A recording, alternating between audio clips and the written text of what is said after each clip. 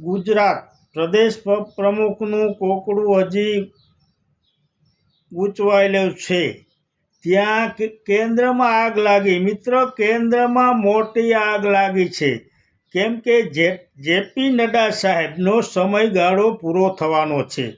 તેની જગ્યાએ નવા અધ્યક્ષ કોણ આવે તેમાં અમિત શાહનું જૂથ કહે છે કે અમારામાંથી અધ્યક્ષ બને, જેથી અમે કહીએ તેમ તે કરે।